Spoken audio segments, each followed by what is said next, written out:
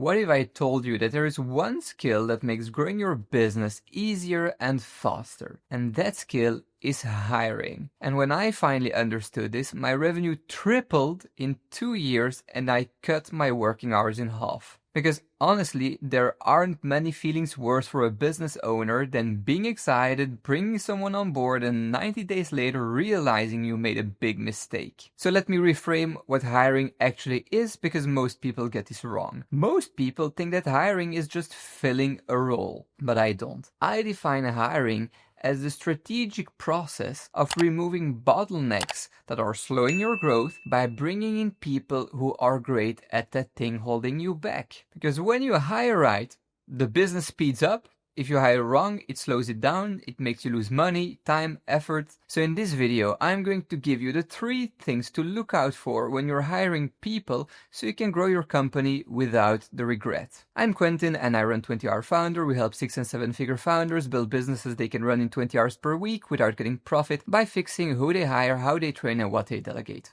And scaling a business simply starts by getting hiring right. So the first thing I'm looking for when I'm trying to hire people is company fit. And by company fit, I mean how well is somebody going to fit in your business? Because let's be honest here, a business is built out of people. And the better those people fit together, the stronger the business is, the easier the work becomes, and the more enjoyable it is to manage. So the first step during the interview is to watch how they behave and how they answer. Because the way they act is usually a strong indicator of who they actually are. I mean, if you get somebody and he's sitting in front of you and it's just like slouching in his chair and answering dismissively or being vague, well, you know who you're hiring. And I see a lot of managers, a lot of business owners just looking over or stepping over those things, and then they're surprised that they hired a lazy person who's not a great team player. But the thing is that most of the times you could have spotted it during the interview. You know, for the longest time, I tried to give people chances and find the good in people and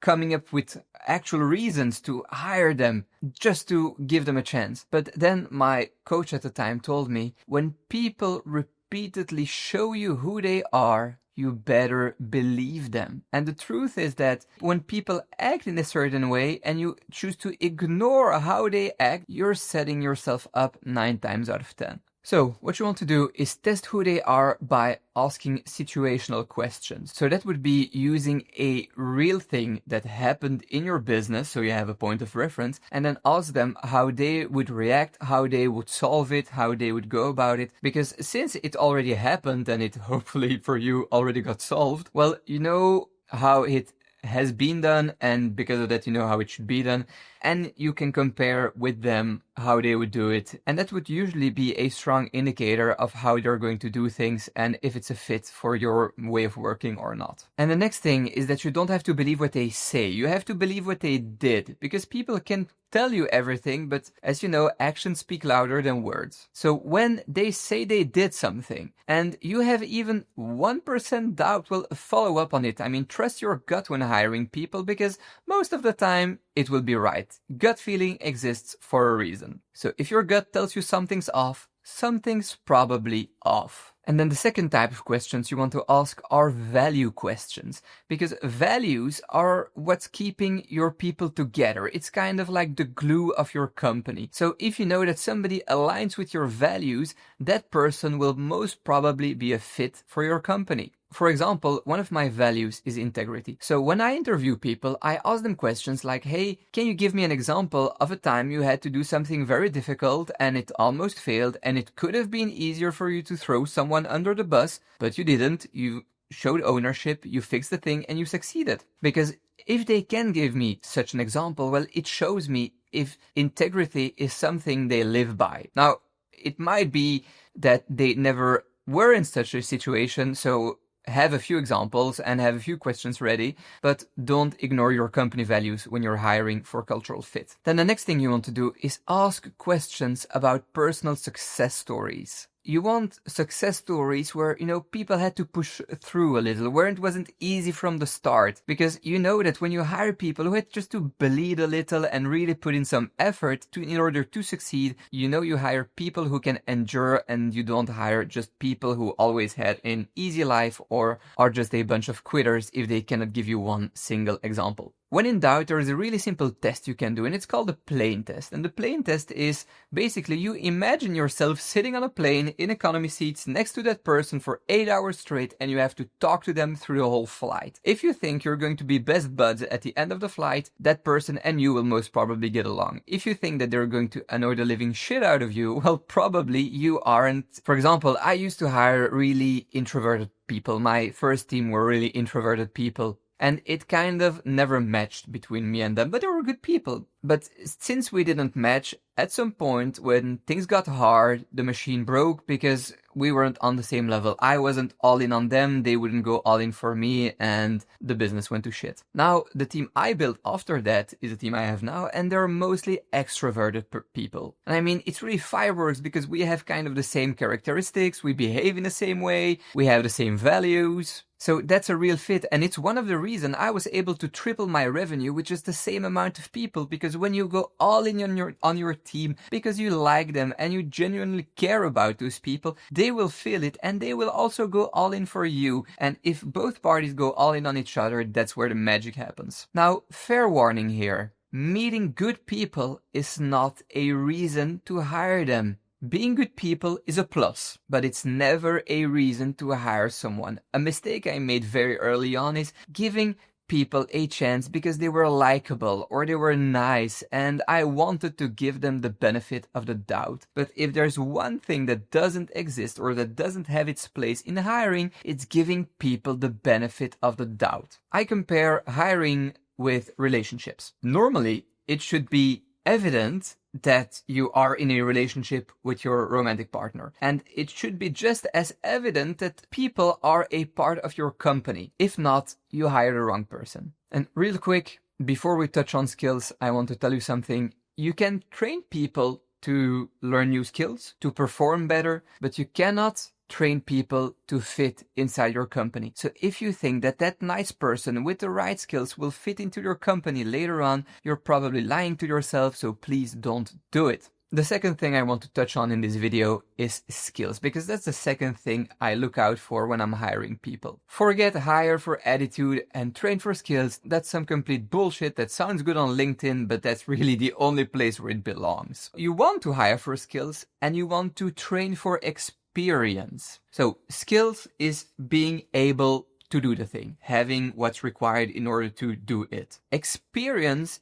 is what you use to do the thing well enough. So what you want to do when you're hiring somebody, you want to make sure that person has the skills to start doing it on day one. If that person doesn't have the right experience yet, but everything they miss is just more reps and more experience, you can still hire them. Because ask yourself, how long has your current role been open? Because what I see a lot with clients is that they had a role open for 3 months to 6 months, and then they had some good people in interview with the right skills and the right attitude, but they hadn't enough experience. And the thing is that you must ask yourself this question. If I would have hired this person 3 to 6 months ago, as they are now, would I 3 to 6 months later have someone who's capable of doing the job? If the answer is yes, that means that the experience gap is not as big as you think, and then you can hire somebody who's more junior than you initially planned on hiring and still have a great employee. Now, my personal take on this is that I've done some of my best work with juniors, because what I like with juniors is that their ways of working aren't set in stone, and they have no preconceptions, they have no idea of what's hard, what's easy, and because of that you get to normalize a lot of things. For example, in my company we have really high targets, and since people didn't have experience in my business before, well, the targets I give them just seem normal to them. And it's one of the reasons I've worked so good with juniors, because they didn't know what they were signing up for, but when I hired people from the competition and they were looking at their targets, they were thinking like, oh man, how am I going to do this? And it's funny because oftentimes juniors without preconceptions act more professional and put in more effort than seniors with a lot of ideas in their head. you want to test for skills. But how do you test for skills? Well, in order to test for skills, you do these things. First, you list out every skill the role or the job requires. Then, during the interview, you ask them about those skills and how they use them. You want examples. You want concrete examples from people. You don't want to let them get away with, yeah, sure, yeah, web design. Yeah, I'm great at web design. Yeah, well, you want to know, how are you great at web design? What did you do? Where possible, you're going to ask for a live demo. For example, if you're hiring someone for customer success, pull up a ticket and ask them, how would you deal with this situation? What would you tell the client? If it's a salesperson, do a simple role play on the spot. If you're hiring a performance marketer, show them your ads that you're running right now and ask them to suggest some improvements. Because that way people can show you who they are, they can show you what they can do instead of just telling you. And that way you can believe what you actually saw instead of just believing the good stories they tell you. You know, I've helped over 100 clients hire more than 500 people, and I've sat in countless interviews, and one of the biggest hiring mistakes I've seen is that people just blindly believe the stories they're told, and then 3 to 6 months later they're regretting hiring that person because that person isn't as half as good as they portray themselves during the interview. Being a good candidate, being a good interviewee is a skill, and people can develop that skill. So you don't want to fall into the I believe what they say trap, you want to test for it. Because the biggest red flag in an interview is when somebody either can't show you something, they take really long to explain, or you just get some vague or generic answers and the people seem kind of hesitant and unsure about themselves. So if there are no concrete actions or no details, they're probably just full of it. A great hiring hack is looking for skill overlap. And what I mean by skill overlap are skills from another industry that also apply in your industry or that just stack on top of other skills that are beneficial. So for example, when I hire recruiters, I hire salespeople. I hire ex-salespeople because salespeople are usually target-driven or goal-driven. They're great communicators. Most of them love people. And those three things are really great characteristics for a recruiter. Same goes for people who worked in the hospitality sector and that now want to get into customer service or customer success. Because people in hospitality are trained to deal with conflict, handle things in a correct way. Most of them are well spoken. Plus, they are used to working crazy hours under pressure and everything. And if they can switch from night shift to a nice day shift and get some time back with their family, they will also be very grateful. So don't dismiss people when they apply because they don't come right out of your industry, but look at the skills they already got and look how you can transfer those skills because, as I said, oftentimes there will be a great overlap in those skills. And the third thing I'm looking for when I'm hiring people are goals, because I want to know what are their goals, short-term and long-term, what are my goals, short-term and long-term, and how do they align with each other. Now, not everybody has long-term goals, and that's fine. I very often hear people asking, yeah, but what are your 3 to 5 year goals? And some people don't have them. And that's completely fine. If people are just starting out or they just want to get out of a job they don't like, not having a long-term goal is perfectly okay. But the short-term goal must be aligned. So just get clear on what the next step is for your company and get clear on what the next step is for the person you're interviewing. And if it matches, it's okay, you can proceed. What you want to do once you've uncovered their goals is walk them through the goals of your company and see how you can match them, because one of the reasons people choose for a job is because they have the feeling that they will be able to grow, that they will be able to learn new things, use their potential, or just reach their professional goals. A big reason that candidates dismiss job offers from employers is because they don't know if it's a good fit for them to meet their goals. If the goals aren't aligned, well, be honest, because by being honest, you open a conversation about it, and by talking about it, you can still find out there's a match. So for example, you're interviewing a sales rep and they tell you that they want to be a sales manager in the future. But the thing is that you already have a great sales manager, and for the foreseeable future, that sales manager will stay at your company for a very long time. So chances are you won't be looking for a sales manager anytime soon. And if you tell that to that sales rep, they might say, well, okay, I'm still willing to put in 3 to 5 years of effort and learn new skills here and develop myself as a sales rep. If the position doesn't become available, I will find a company where I can become a sales manager later. But the thing is that if that person is okay with doing the job successfully for a while, that can still be a win. Because let's be honest, hiring a great sales rep that stays at your company for 3 to 5 years will make you a shit ton of money. Don't forget to make your own goals clear too, and tell people what you expect of them, so that, as I said, the alignment goes both ways. Now, you've got a lot of people talking big game when they're talking about their goals. What you want to do is actually dig deeper in what they are prepared to do in order to reach their goals. What are they prepared to do? What are they prepared not to do? What are they prepared to sacrifice if need be? Are they willing to give up ego? Are they willing to give up some time off? Are they willing to give up owning certain things? Because as I said earlier, you don't want to hire a person who's great at being interviewed, and then when the job comes and you ask them if they can just stay 1 hour later because you really want this project to be finished, and they tell you, well, no, I can't, I have football practice. And they didn't tell you, and you didn't ask if they could stay longer sometimes if required. Yeah, well then, they didn't tell you, but you didn't ask, so I'm not going to blame anybody here, but that's something you should look out for when you're interviewing people. Now, there's also this thing that's really popular, especially with younger people now, that's called side hustles or side projects, where people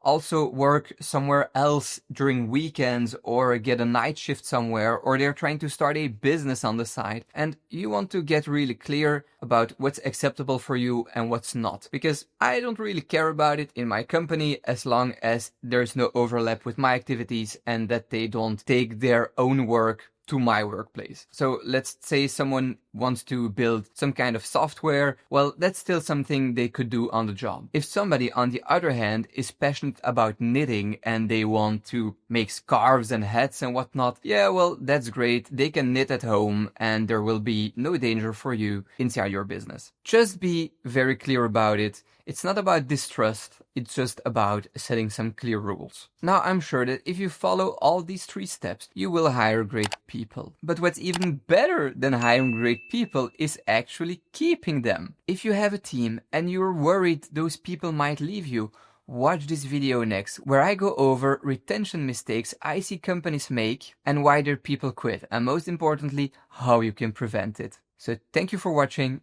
and I'll see you there.